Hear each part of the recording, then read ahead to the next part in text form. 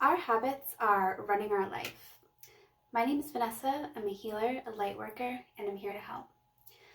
Our habits, we have tons of habits that we do daily, every day, and they are either helping us to be and achieve the things that we want, or they are holding us back from achieving and being the things that we want. So it's really important that we bring some awareness into our daily habits. What do you do when you first wake up? How do you start your day? This is really, really important.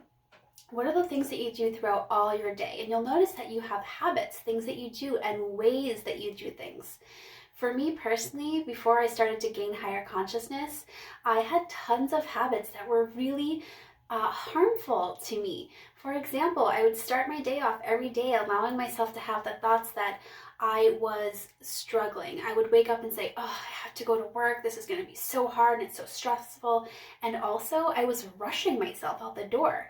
I didn't give myself any time to sort of ease into the day. And even in the wintertime, I wasn't doing little things like turning on my car to make it warm for myself. I was not bringing myself any comfort. So I was starting off my day in this like rushing, resistance to the day itself and to not consider myself in any way. And then what would happen would be a constant repeat of that exact energy throughout the whole day. And then I would be just completely exhausted, like way before my day was even halfway over. And I would wonder why. Why is my life so hard? I was making my life hard through my habits. So by making little changes, by waking up and training my brain to wake up and be like, I am grateful to start this day. I'm grateful that I get to make money. I'm grateful. And after a while of doing this, after a repetition of thoughts, your brain starts to do it automatically. So now I'll wake up and I will say that automatically. That voice in my head, I've trained it now to be like, I get to go to work. I'm glad I get to wake up and everything's going to be fine. I go out and I heat my car up so that I have some comfort. I don't rush myself. I've actually set my alarm clock earlier and I do not rush because I don't want to have that rushing energy throughout the day. And there has been a cascade of things and effects from this, and also lots of little changes that I've made. And I wasn't even aware that I was doing these things. I wasn't aware that I had these habits that were so detrimental to my mental well-being and my physical health. In fact, my habits got so bad and I was so neglectful to my needs and to what my body was saying that I acquired a serious back injury that I was unable to get out of bed for months, and I was only able to move my shoulders, and I had level 10 pain. This is how disconnected I was from what my body was trying to tell me, from what I was doing and what I was creating for myself with my habits. So ask yourself, what are you habitually doing every day, and how are you doing it? What is your mental state of mind as you are doing things? Now that I have this greater awareness of lots of things about myself and I have a higher state of consciousness, I'm able to bring a level of peace and comfort to my life. And I go through all of my daily actions, no matter what they are, whether I'm working, doing chores around the house, or whatever it is, with enjoyment. And this is simply by changing my habits. And I have changed my entire life, from my point of view to my physical health and everything else in between.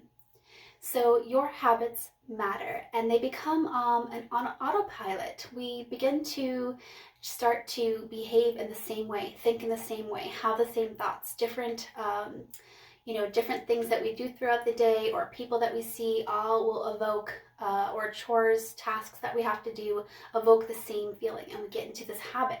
And you can also, in the same way, change those habits to be positive ones and identify certain habits. Like maybe you are, another thing I did before I gained higher consciousness was at night I was saying, oh, you work so hard, right? Which I just put myself through this torturous process that was totally not necessary all day. And then I would create this other habit at night where now I needed serious comfort. I had no other comfort coming in besides the food. So I would eat potato chips and chocolate and just binge watch TV, usually Roseanne or something like that. I love Roseanne, by the way. So I was doing this to myself, another habit and a belief that I had about that, which was that I deserved this after this. which was just all self-induced. The whole thing was self-induced. So we really need to take a step back. I've heard people say, and I love this, like, come out of your body and just take a look at your life, your day. Watch yourself from the outside as if you were watching a different person. Because when we're looking at other people, we can often see things so much clearer. We're like, oh, that person just needs to do this and stop doing that and change this behavior. But for ourselves, it becomes much harder. It's really hard to identify these things. So start this practice in meditation where you step outside of yourself and you actually watch your day as if you're watching a TV show or something, and see if you can identify any habits that you are doing that you can maybe correct to align yourself with the life that you want and with the outcomes that you want. These little changes will make huge differences in your life. And your thoughts, we don't understand that our thoughts can run away with us, and we actually have the ability to start controlling our thoughts and changing our thoughts. And not only that, stepping out and stepping behind those thoughts as an observer of the thoughts instead of a participant. Instead of becoming one, merging with the thoughts, we step back and we learn to bring silence and peace into our lives. So I encourage you, take a look at your habits and start just getting rid of the ones that don't serve you and replacing them with new ones.